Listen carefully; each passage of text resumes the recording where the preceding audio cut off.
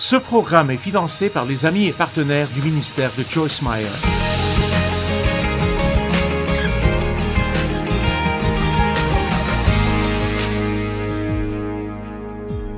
Je veux que nous regardions 2 Pierre, chapitre 1,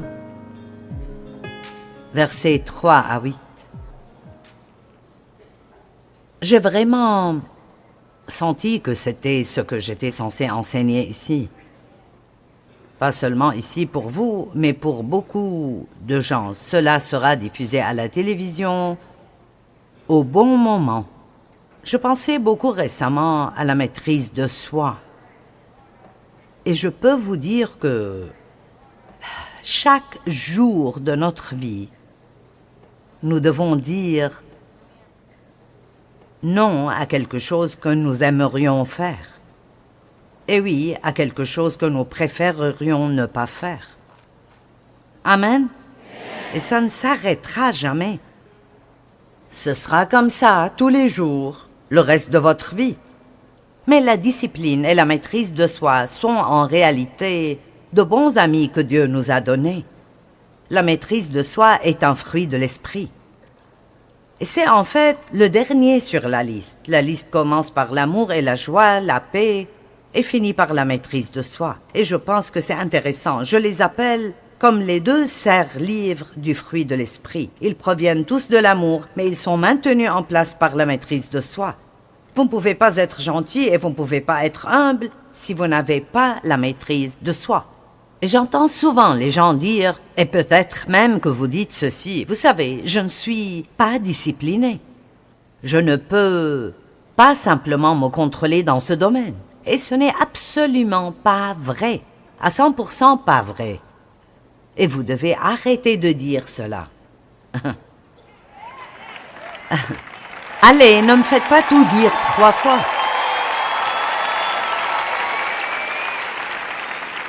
Vous dites, eh bien, mais je ne peux pas.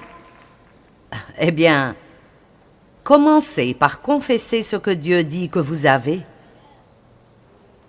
Et cela aide à renouveler votre esprit et bientôt vous commencerez à croire que vous avez ce qu'il dit que vous avez. Et alors le diable devrait s'écarter de votre chemin car vous commencerez alors à donner du fruit. Amen. Donc, vous devez dire, je suis discipliné et j'ai la maîtrise de soi et je fais ce que Dieu me dit de faire. Et s'il me dit de ne pas faire quelque chose, je ne le fais pas. Amen. Maintenant, être chrétien n'est pas pour les faibles, les lâches, les fainéants et les insensés. Nous obtenons toutes choses de Dieu. Disons que nous avons un bagage initial quand nous sommes nés de nouveau. Dieu est saint et il ne peut être nulle part qui n'est pas saint. Sa grâce fait une œuvre merveilleuse dans notre esprit pour qu'il puisse venir y vivre. Il nous purifie, il nous pardonne. Il vient habiter en nous, il nous donne sa nature, il fait de nous une nouvelle créature. Le fruit du Saint-Esprit est en nous. Mais tout vient comme une graine. J'aime ce que dit la Bible. Dans 1 Jean 3, il dit que celui qui demeure en Christ ne peut plus continuellement vivre dans le péché à dessein. Et non pas qu'il ne fait jamais rien de mal, mais il dit qu'il ne peut pas continuer délibérément à pécher parce que le Christ vit en lui. En fait, la Bible amplifiée dit « La semence divine de Dieu est en lui ». Et j'aime cela. Christ s'appelle la semence, S majuscule. Et il est en nous. Il est en nous comme une semence. Et nous savons tous que les semences doivent être arrosées et que vous devez les tenir à l'écart des mauvaises herbes et qu'elles doivent avoir le soleil. Eh bien, la parole est décrite comme l'eau de la parole. Et donc, plus nous étudions la parole, plus nous y croyons, plus ces graines, cette semence poussent et deviennent des choses que les gens peuvent voir. En fait, lorsque Dieu a commencé à travailler en moi, J'avais l'amour à l'intérieur d'après la Bible, mais je ne pouvais le trouver nulle part. Je voulais aimer les gens, mais je n'étais pas une personne très aimante ni très gentille. J'avais été blessée et je n'avais pas encore été guérie. Et alors j'étais occupée à prendre soin de moi pour m'assurer que je ne serais plus jamais blessée. Et je n'étais pas très gentille. Et Dieu a dû m'apprendre beaucoup de choses. Et plus j'étudiais la parole, plus j'apprenais. Et plus j'apprenais, plus cela me changeait. Et plus cela me changeait, plus mon comportement changeait. Dieu travaille sur nous de l'intérieur vers l'extérieur. Il plante en nous tout ce dont nous avons besoin pour vivre une belle vie. Mais maintenant, regardez ces Écritures. 2 Pierre, chapitre 1. En commençant au verset 3. Comme sa divine puissance nous a donné toutes choses, dites toutes choses, qui contribuent à la vie et à la piété, au moyen de la connaissance de celui qui nous a appelés par sa propre gloire et par sa vertu. Eh bien, je pourrais prêcher sur cette phrase toute la nuit. Nous sommes appelés à être des personnes excellentes, avec un comportement excellent, qui traitent les gens de manière excellente et mènent une vie excellente. Pas bâclée, pas paresseuse, pas indisciplinée, mais excellente. Et il dit qu'ils sont appelés à la gloire. Vous savez, nous ne savons pas ce que le mot gloire signifie. Le mot gloire signifie la manifestation de toutes les excellences de notre Dieu. Donc, Dieu nous a donné toutes ces choses comme un don qui maintient la vie et la piété. À travers sa connaissance, vous devez savoir ce que vous avez, même si vous ne le réalisez pas. Il nous a appelés à sa propre gloire et sa propre excellence. Maintenant, une personne excellente fait toujours un effort supplémentaire. Il ne fait jamais le moins qu'il puisse faire. Il fait toujours le plus qu'il puisse faire. Une personne excellente tient toujours parole. Ils font toujours ce qu'ils disent qu'ils vont faire. Et nous allons nous arrêter là et nous contenter de dire que nous vivons dans un monde aujourd'hui qui n'est pas excellent. Et ça empire tout le temps. Et nous, ceux d'entre nous qui représentons le Christ, et c'est ce que vous êtes si vous êtes un chrétien, vous êtes ici pour représenter le Christ. Nous sommes censés allumer les lumières, augmenter les lumières et recommencer à être excellents de nouveau, parce que c'est ce que le monde a besoin de voir. Notre Dieu est un Dieu excellent et il nous a appelés à être un peuple excellent. Maintenant, il y a un domaine pour chacun d'entre nous où nous pouvons monter plus haut, où nous pouvons prendre la décision d'être plus excellents dans ce domaine. Et beaucoup d'excellence commence par de petites choses que le Saint-Esprit nous montre, qui n'auront peut-être pas de sens pour quelqu'un d'autre si vous leur en parlez. Mais nous commençons par être excellents dans toutes les petites choses que Dieu nous met sur le cœur, puis cela augmente encore et encore dans nos vies. Et je sais que l'excellence est le désir de Dieu pour nous, parce que quand vous êtes remplis du Saint-Esprit et vous entrez dans une relation sérieuse avec Dieu, vous commencez à être convaincus pour de petites choses qui ne vous dérangeaient pas du tout avant qu'ils viennent vivre à l'intérieur de vous. Personne n'est venu vous le dire, mais tout à coup, vous savez que ce n'est pas la façon de faire les choses. C'est juste un simple exemple. Vous faites vos courses, vous passez dans un rayon de vêtements, vous faites tomber des habits par terre, vous continuez à marcher. Allez, combien? Et le Saint-Esprit dit, une petite voix calme, une conviction. Ramasse-les. Quelqu'un d'autre que moi passe-t-il par cela? Parfois, il me fait même ramasser toutes les autres choses que les gens font tomber par terre.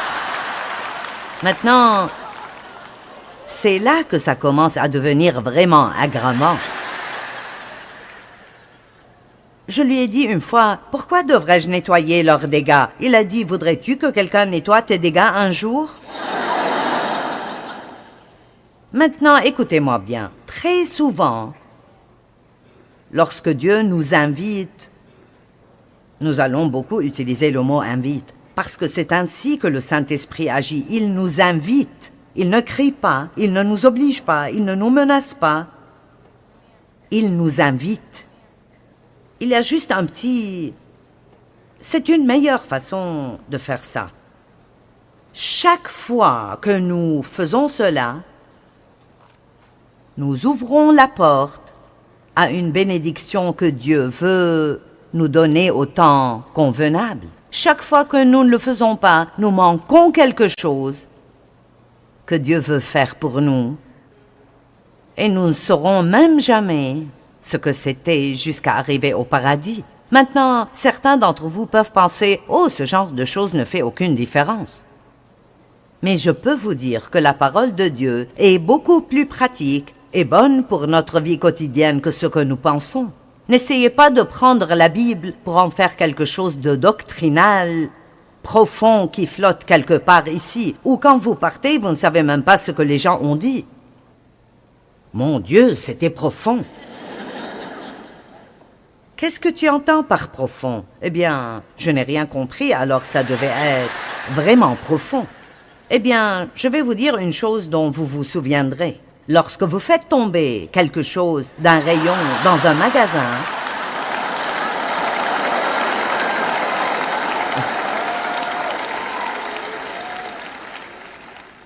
ramassez-le et remettez-le là où il était. Amen. Ce n'est qu'un exemple, mais combien d'entre vous sont d'accord pour dire que si vous n'êtes pas excellent dans les petites choses, quand personne ne regarde, c'est ici que le caractère est testé. Ce n'est pas ce que vous faites le dimanche devant vos amis chrétiens. Si vous voulez savoir qui est un vrai chrétien, allez voir chez eux. Mais voici l'essentiel. Nous devons avoir une crainte et un respect révérentiel. Parce que Dieu nous regarde tout le temps. Et je ne parle pas d'avoir peur de Dieu. Dieu nous aime, il ne veut pas nous faire de mal. Mais si nous voulons vraiment vivre pour lui plaire, ayons alors une certaine crainte révérentielle de ne pas lui faire plaisir. Et donc, s'il me pousse à faire quelque chose, la Bible nous dit de ne pas faire ce qui est juste pour plaire aux gens, mais pour plaire à Dieu. Nous avons des employés formidables, et je ne veux pas dire cela pour les dénigrer, mais c'est drôle que si je marche dans un département et 4 ou 5 personnes sont rassemblées à discuter, je suis étonnée de la façon dont elles se dispersent quand j'entre. Et comme je l'ai dit, ils sont géniaux. Ça ne me dérange pas qu'ils aient une conversation. Mais si vous passez votre temps à surfer l'Internet, vous faites des choses personnelles et votre patron passe, vous vous arrêtez. Mais Dieu vous voit quand même. Je suis très sérieuse à ce sujet. Il ne s'agit pas simplement d'aller à quelques réunions, d'acheter quelques livres chrétiens et d'avoir un autocollant sur votre voiture. C'est comme cela que vous vivez lorsque personne ne vous voit excepté Dieu.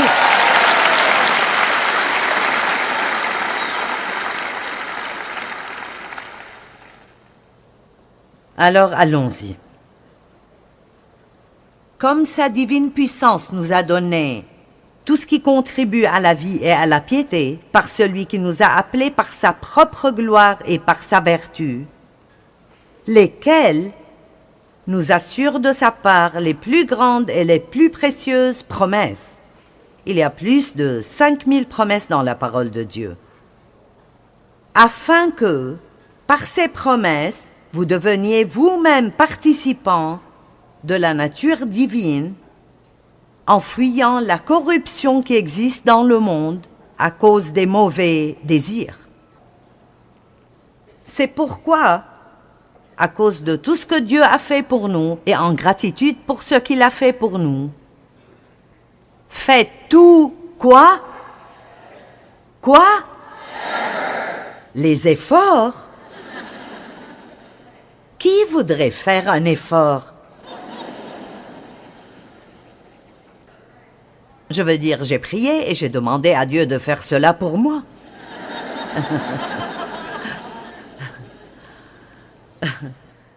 Je crois en la prière, mais vous savez ce que je découvre? De plus en plus, je réalise que lorsque je prie et demande à Dieu de m'aider, il me montre généralement quelque chose à faire. Pas tout le temps, parfois je ne peux rien faire, mais parfois je dis « Oh Dieu, je suis si fatiguée tout le temps, Dieu, s'il te plaît, guéris-moi. » Eh bien, va au lit et dors un peu. Il existe des solutions simples à certains de nos problèmes énormes. Amen. Oh Dieu, je suis si fatiguée, je me sens tellement mal, je ne sais pas ce qui ne va pas en moi. Ne mangez pas 1 kilo de sucre tous les jours. D'accord, je passe à autre chose. C'est pourquoi faites tous les efforts pour joindre à votre foi la vertu. Maintenant, la vertu veut dire le caractère chrétien. Ça veut dire le développement du caractère chrétien. Pour joindre à votre foi la vertu, à la vertu la science, à la science la maîtrise de soi, à la maîtrise de soi la patience. La patience est synonyme de persévérance. C'est de dire que vous pouvez persévérer quand les choses sont difficiles aussi longtemps qu'il le faut, et cela a besoin de maîtrise de soi. Quiconque vit d'après ce qu'il ressent quand les choses deviennent difficiles, il laissera tomber. À la maîtrise de soi la patience, à la patience la piété, à la piété l'amour fraternel, à l'amour fraternel la charité. Vous voyez, le but de Dieu pour nous est de marcher dans l'amour. C'est là le but de la parole de Dieu, c'est que nous apprenions à aimer comme Dieu aime, à aimer inconditionnellement. Et l'amour est un effort, il vous coûtera toujours quelque chose. C'est facile d'aimer des personnes faciles à aimer. Mais Dieu nous demande d'aimer des personnes difficiles à aimer. Et ils ne sont pas faciles à aimer car ils n'ont pas été aimés, ils ont été blessés et ils ont besoin de voir l'amour de Dieu. Et ils ne vont pas le voir à moins qu'un chrétien ne le leur montre.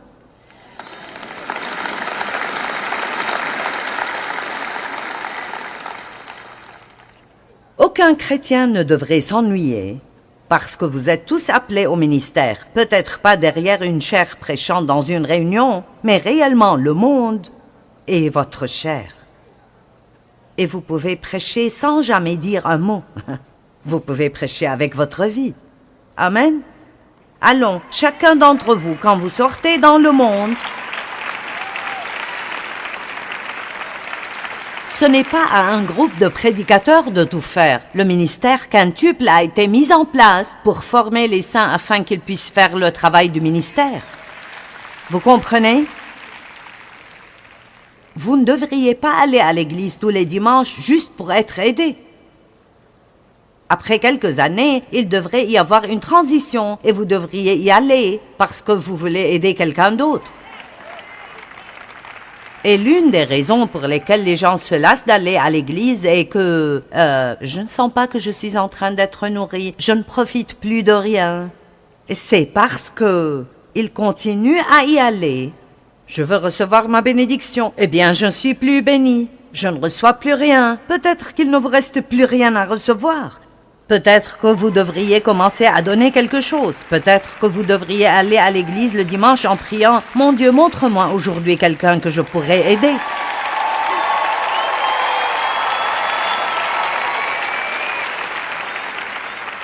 Ne restez pas assis avec tous vos amis. Trouvez quelqu'un qui a l'air solitaire, qui ne connaît personne et asseyez-vous à côté de lui.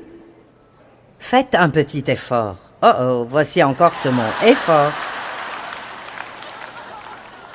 Proverbe 16, 32. Celui qui est lent à la colère vaut mieux qu'un héros, et celui qui est maître de lui-même que celui qui prend des villes entières. Wow! Alors il dit qu'une personne qui peut se contrôler est une personne puissante. C'est quelqu'un de plus puissant que toute une armée qui peut prendre une ville entière. La Bible dit, quand vous êtes en colère, ne péchez point. C'est dans Éphésiens, je pense. Quand vous êtes en colère, ne péchez point. Comment faire cela? Vous vous sentez en colère lorsque vous êtes maltraité ou abusé. Mais vous pouvez être en colère et ne pas pécher en vous contrôlant face à cette colère et en étant prompte à pardonner. Et laissez-moi vous demander, vous avez besoin de contrôle de soi pour pardonner? Oui, des tonnes de maîtrise de soi. Ça dépend surtout de combien ça fait mal. Hébreux 12, 11. Certes, sur le moment, une correction ne semble pas être un sujet de joie. Mais par la suite, ceux qui ont ainsi été formés jouiront d'une vie juste vécue dans la paix. C'est une belle écriture. Certaines personnes vivent comme s'il n'y avait pas de lendemain. Mais écoutez-moi bien, demain viendra toujours. Merci d'être enthousiasmé. Et si vous ne choisissez pas d'agir correctement aujourd'hui, vous n'aimerez pas demain. Alors, tant de fois, nous arrivons à un moment de notre vie où il semble que tout s'effondre. Et nous voulons blâmer le diable et le réprimander, et il est la cause fondamentale de tous nos problèmes. Mais la Bible dit « résistez au diable ». Cela prend de la maîtrise de soi. Il le dit 2 fois. Il le dit dans Jacques et il le dit dans Pierre. « Résistez au diable, soumettez-vous à Dieu, résistez au diable et il fuira. » Le diable rôde comme un lion affamé et rugissant, cherchant qui il dévorera. Résistez avec persévérance. Nous lui résistons. Nous résistons à la tentation de ne pas faire ce qui est bien. Et ensuite, nous serons heureux quand plus tard viendra. Plus tard. J'aime les gens qui investissent maintenant pour plus tard. Investissez maintenant pour plus tard. Amen. Il y a des parieurs dans le corps du Christ et des investisseurs. Et quand je parle de parieurs, je ne parle pas de quelqu'un qui va au casino tous les soirs. Je parle des personnes qui font la mauvaise chose en espérant être la seule personne qui s'en sortira et obtiendra un bon résultat. Ils jouent. Je peux faire ce qui est mauvais tout en ayant une belle vie et un bon résultat. Mais il y a aussi les investisseurs qui souffrent un peu maintenant. Ils disent non à leur chair et souffrent un peu de ce côté, car ils savent que s'ils investissent maintenant, cela donnera des résultats plus tard. Amen. Eh bien, il n'y a pas mieux que de savoir que vous avez agi correctement. Ça vous donne une paix merveilleuse. Dieu veut que nous agissions avec excellence, en ayant la discipline pour tenir parole et faire le 1000 supplémentaire. Nous avons la discipline et la maîtrise de soi, mais nous devons les développer.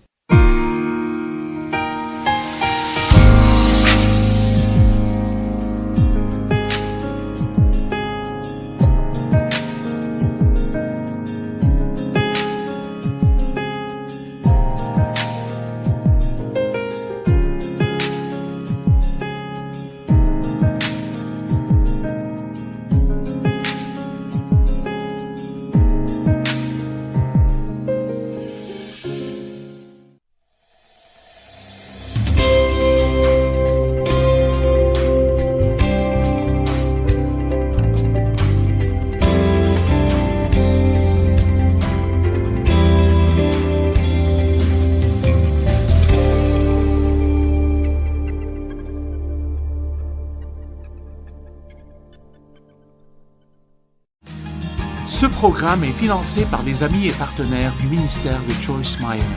Si les gens vous ont fait du mal, la première chose que Dieu demande est que vous leur pardonniez. Et la partie qui fait vraiment mal, que vous les bénissiez.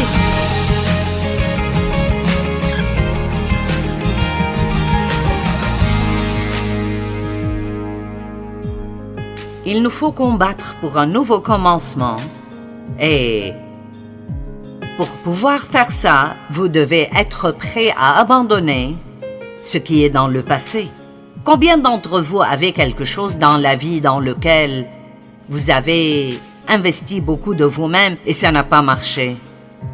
D'accord. Eh bien, vous devez faire très attention à ne pas vous coincer dans les choses qui ne marchent pas et les laisser vous faire penser que vous êtes un échec et que tout est terminé, parce que je vous le dis, Dieu n'est jamais sans un plan. Vous ne savez peut-être pas ce qu'est le plan, mais Dieu sait ce qu'est le plan. Maintenant, dans le livre de Samuel, il y a 1 et 2 Samuel. Nous lisons à propos du roi Saul. Dieu n'a jamais voulu que le peuple ait un roi. Il voulait être leur roi. Mais là, le peuple a insisté pour avoir un roi. Donc, il a oint un homme nommé Saul pour qu'il devienne roi. Et la Bible dit que quand l'Esprit de Dieu vint sur Saul, il fut transformé. Et c'est ce qui arrive quand l'Esprit de Dieu vient sur vous. Quoi que vous soyez avant, vous pouvez dire adieu à cela parce qu'il vous transformera en un nouvel instrument de vannage aiguisé.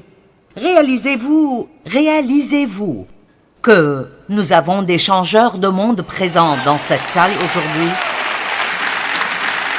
Je vous le dis, quand Dieu prend possession de vous, alors c'est terminé et le diable ne peut que crier parce que si vous faites ce que Dieu vous demande de faire, je veux dire, vous n'avez aucune idée de ce que vous pouvez accomplir et ce que vous pouvez faire. Je suis d'un endroit appelé Fenton, à Missouri. Et j'ai beaucoup de diplômes, des diplômes honorifiques et les choses qu'on m'a données, et je les apprécie toutes. Mais j'ai étudié jusqu'à la terminale. Et donc, disons juste que, à toute fin utile, je ne suis pas spécialement intellectuel. Mais j'aime Dieu, et j'ai beaucoup de bon sens. Et donc, je ne suis pas éduqué pour faire ce que je fais. Je ne suis pas allé au séminaire. Je ne sens pas que je devrais avoir un titre spécial devant mon nom. J'ai commencé comme Joyce, je suis toujours Joyce. J'étais un désastre et Dieu a pris possession de moi. Et il a changé ma vie à travers sa parole. Et il m'a appelé à partager sa parole avec les gens. Et aujourd'hui, le message que vous entendez sera entendu partout dans le monde dans 100 différentes langues. J'ai presque échoué en anglais.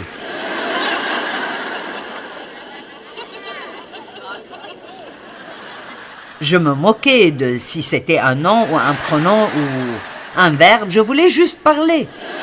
Et donc, maintenant les gens pensent que je connais toutes ces langues, je travaille encore sur l'anglais. J'essaie de vous expliquer que, vraiment, honnêtement, c'est Dieu qui vous rend spéciaux et vous n'avez pas besoin d'avoir beaucoup de trucs spéciaux dans votre vie pour que Dieu puisse vous utiliser. Tout ce que vous devez être est être disponible. Me voici Dieu, utilise-moi, envoie-moi. Mais vous ne pouvez pas être coincé à pleurer à cause de chaque erreur que vous avez faite. Vous ne pouvez pas avoir une mentalité de victime. Mes parents ne m'ont pas bien traité, je n'ai pas reçu de bonne éducation, je n'ai pas été à l'université, je n'ai pas fait ceci, je n'ai pas fait cela. Ce que vous n'avez pas n'est pas important si vous avez Jésus dans votre vie. Vous comprenez cela? Si vous avez une bonne relation personnelle avec Jésus, Vous avez alors tout ce qu'il vous faut pour faire quelque chose de grand. J'ai dit grand, quelque chose de grand de votre vie. Donc, Dieu a oint Saül pour qu'il devienne roi. Et Saül était partiellement obéissant, mais il n'était pas complètement obéissant. Il a fait la plupart de ce que Dieu lui a dit de faire et un petit peu de ce qu'il voulait faire. Et il a fait cela encore et encore jusqu'à ce que Dieu dise « Tu ne seras pas roi ». Il a perdu son opportunité à cause de la désobéissance. Eh bien, le prophète Samuel a investi beaucoup de temps dans Saül et il l'aimait. Il avait prié pour lui et avait travaillé avec lui. Et donc, quand Saül a perdu l'opportunité d'être roi, Samuel était en deuil. Il était en deuil. Quand nous avons une perte dans notre vie, nous sommes en deuil à cause de ces pertes. Et c'est bon de le faire, mais faites attention de ne pas laisser un esprit de deuil entrer dans votre vie et le garder le restant de votre vie. Parce que si vous le faites, ça vous empêchera d'abandonner ce qui est en arrière et de vous tendre vers les choses qui vous attendent. Je me souviens d'une histoire qu'une femme m'a dite. Son fils adolescent a eu le cancer et ils ont tout fait. Tout le monde a prié. Ils ont fait tous les traitements. Et il est quand même mort. Et donc, elle était en deuil et avait de la douleur. Et un jour, qu'elle lavait le linge sale, et elle a dit « J'ai vraiment senti qu'il y avait un esprit de deuil qui essayait de m'envelopper. » Et elle a dit, je me suis enveloppée d'un vêtement et a dit, ceci est mon vêtement de louange et je ne vivrai pas dans le deuil. Et elle a commencé à danser dans sa cave en revêtant ce vêtement. Vous savez, vous devez faire savoir au diable que quoi qu'il ait pu vous faire dans le passé et quoi qu'il ait pris ou volé, vous allez mettre votre foi en Dieu et Dieu vous le rendra non seulement une fois, mais il rendra le double de ce que l'ennemi a pris. Et quand vous passez à travers le deuil et le chagrin, oh, c'est si bon quand la joie vient. Vous savez, nous connaissons la joie parce que nous connaissons la tristesse. Une fois, je suis allée avec ma fille à une station thermale pour un soin de visage. Et je ne sais pas comment, mais j'ai perdu ma bague de mariage. Et j'ai appelé la station, ils ne l'avaient pas, personne ne l'avait vue. Et donc j'ai pensé que je l'ai probablement laissée sur le lavabo et quelqu'un l'a pris. Et donc, ça m'a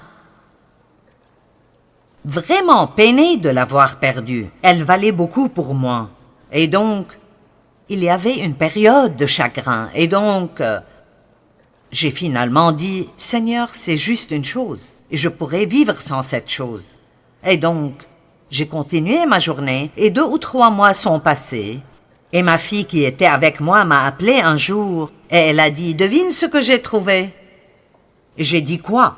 Elle a dit « J'ai trouvé ta bague, elle était dans mon sac. » Et j'ai pensé « Pourquoi serait-elle dans ton sac ?» Et là nous avons réalisé, le sac qu'elle avait m'appartenait à un moment et je le lui avais donné. Donc quand j'ai enlevé ma bague, j'ai regardé le sac, j'ai pensé que c'était le mien et je l'ai mis dans son sac. Elle est rentrée chez elle, a enlevé ce qui était dedans et ne l'a plus utilisé pendant des mois. Et moi, j'étais si ravie parce que j'ai retrouvé ma bague. Eh bien, voici l'essentiel. Je n'aurais pas fait l'expérience de cette joie si je n'avais pas connu la perte.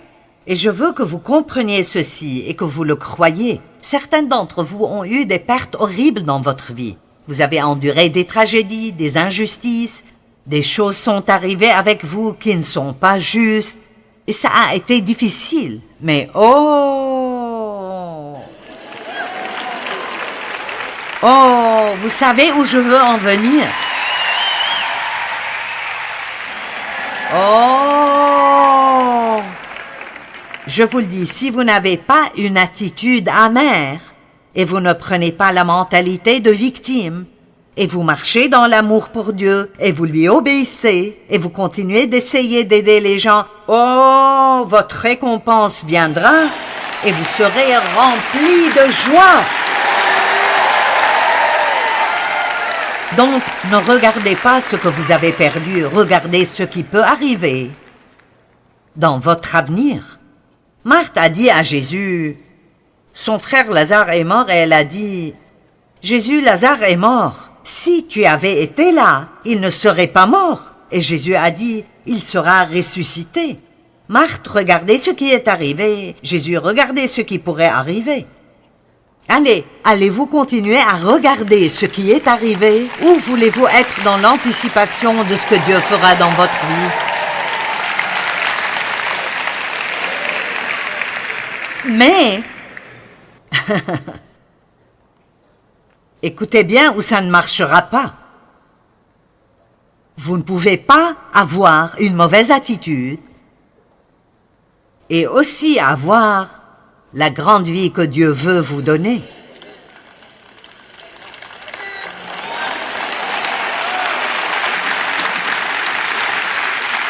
Soit les gens vous ont fait du mal ou vous avez fait des choses qui vous ont rendu triste. Et si les gens vous ont fait du mal, la première chose que Dieu demande est que vous leur pardonniez. Et la partie qui fait vraiment mal, que vous les bénissiez.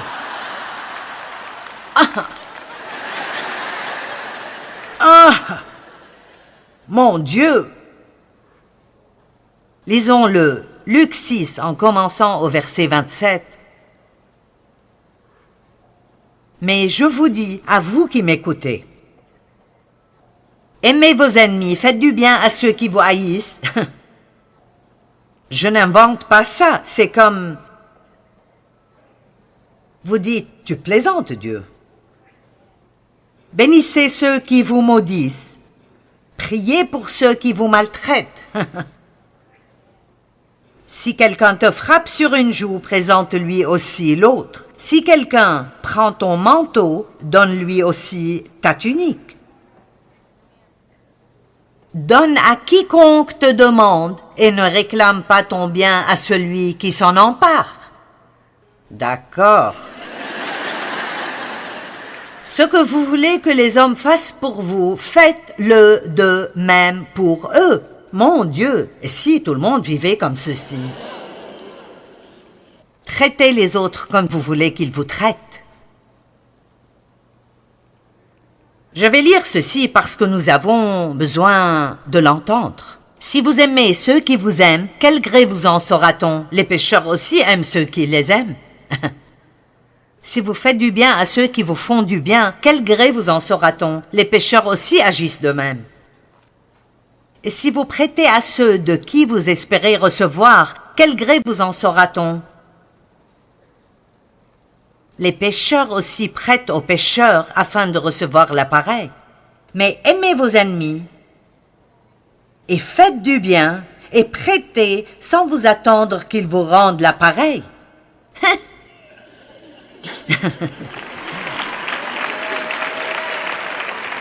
Savez-vous ce que nous faisons quand quelqu'un avec qui nous avons bien agi nous maltraite? Après tout ce que j'ai fait pour toi?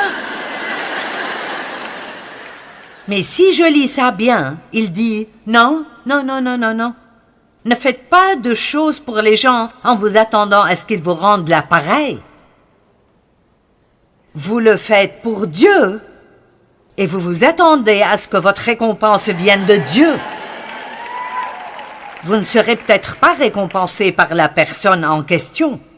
Ce seront peut-être les personnes qui profiteront de vous et vous blesseront. Mais si vous gardez, si vous gardez une bonne attitude et vous faites ce que Dieu vous demande de faire, il n'y a pas de démon en enfer qui pourrait vous arrêter d'être béni. Amen. Est-ce que vous êtes d'accord avec moi là-haut? Et ceux qui sont là-bas derrière tout en haut, vous êtes d'accord avec moi? Faites-le savoir. Mais Joyce, c'est tellement dur. C'est une excuse que nous devons arrêter d'utiliser. parce que nous sommes moins pour ce qui est difficile. Nous n'avons pas besoin du Saint-Esprit pour faire des choses faciles. Mais il n'y a rien que nous ne pouvons pas faire que Dieu veut que nous fassions. Si nous apprenons comment dépendre de Dieu et ne pas dépendre de nous-mêmes et de notre propre capacité de réussir, je dis ici qu'il n'y a rien que vous ne pouvez pas faire. Dieu ne permettra jamais plus que vous pouvez supporter. Vous pensez peut-être que vous êtes dedans jusqu'au cou et vous dites juste « je ne peux pas faire ceci et je ne vais pas y arriver ». Eh bien, vous y arriverez. Parce qu'il y a eu tellement de choses que je pensais que je ne traverserais jamais et je suis toujours là. Et combien d'entre vous peuvent-ils dire la même chose? Vous êtes passé par des choses qui sont très difficiles, mais vous êtes toujours là. Et votre récompense sera grande.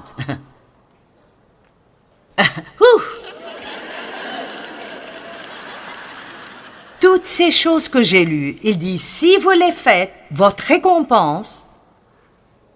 Allez, certains d'entre vous sont dans la période de la semence dans votre vie. D'autres dans la partie de la récolte. Mais vous n'êtes pas arrivé à la récolte sans labourer la terre et planter les graines et attendre et passer à travers des temps difficiles. Peut-être que vous avez eu des cultures qui ont échoué, mais vous avez continué de planter et planter. Maintenant est la saison de récompense. Et ceux d'entre vous qui s'aiment et votre vie est difficile, continuez juste de faire ce qui est bon.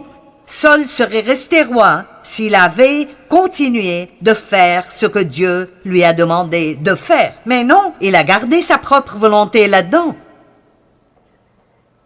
J'ai fait presque tout ce que tu m'as dit de faire.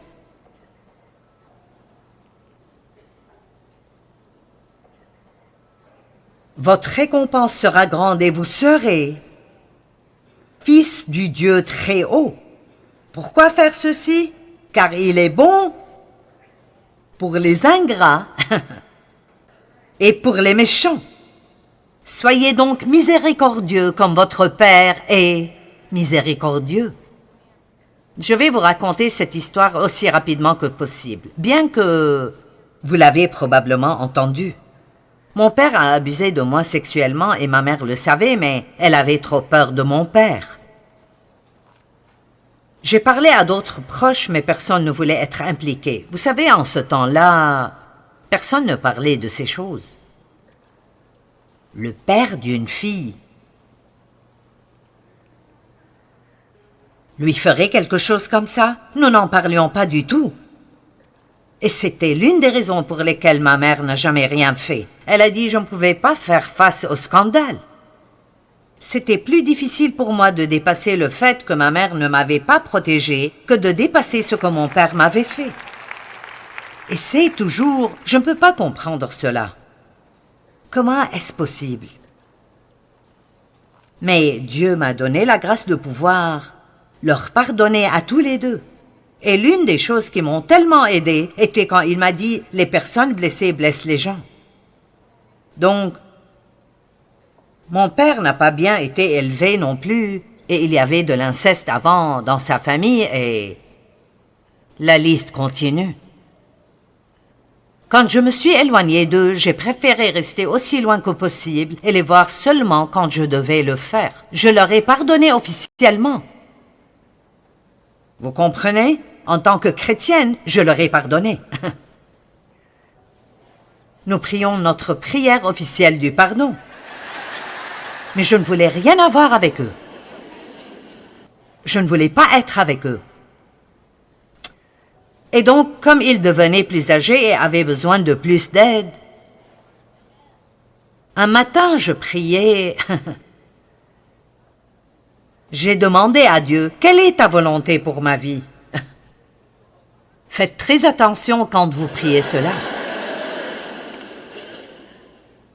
Et Dieu m'a mis sur le cœur qu'il voulait que je prenne mes parents de là où ils vivaient à Missouri et à St. Louis où je vis, que je leur achète une maison parce qu'ils n'avaient pas d'argent et que je m'occupe d'eux jusqu'à ce qu'ils meurent. Oh! Arrière de moi, Satan, au nom de Jésus!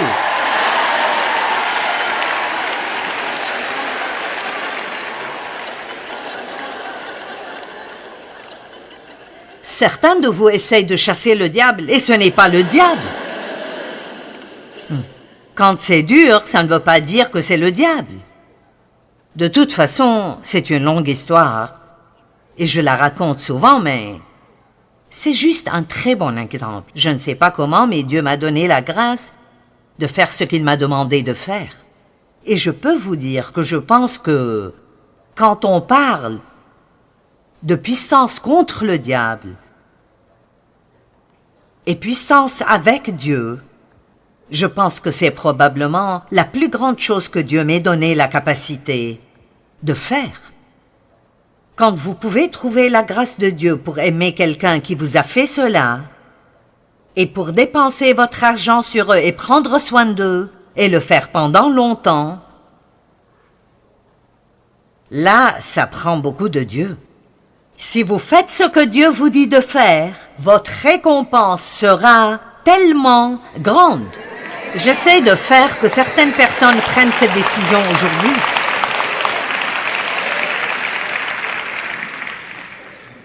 Arrêtons avec cette obéissance à temps partiel. Combien d'entre vous pensent qu'il y a de la puissance dans le nom de Jésus? Eh bien, devinez quoi? Je n'ai pas eu le nom de famille de Dave quand nous sortions ensemble. Ce n'était qu'après avoir dit le oui, jusqu'à ce que la mort nous sépare, que j'ai eu son nom. Vous savez, je n'avais pas d'argent quand j'ai épousé Dave, et il avait un peu d'argent, et quand j'ai dit oui, j'ai eu de l'argent. Je n'avais pas de voiture, Dave avait une voiture. Dès que j'ai dit oui, j'ai eu une voiture. Mais je ne l'avais pas quand nous sortions ensemble. Allez, si vous ne faites que sortir avec Jésus,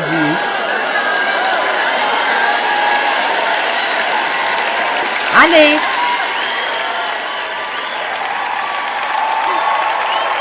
Non, non, vous devez signer sur la ligne.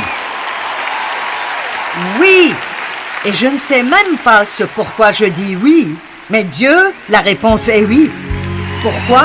Parce que je te fais assez confiance pour savoir que quoi que tu veuilles que je fasse, que j'aime cela ou pas, ce sera la meilleure chose pour moi.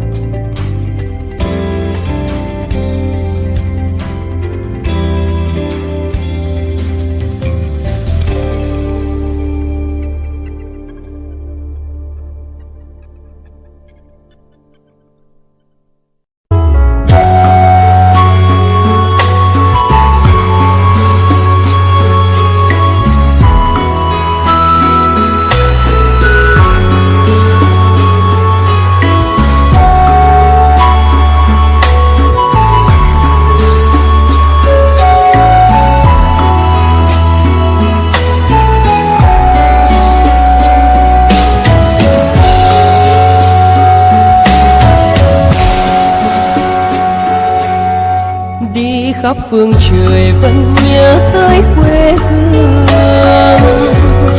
Người về đây thăm làng trù quê mẹ và làng sen quê cha, xúc động bồi hồi người rơi giọt lệ.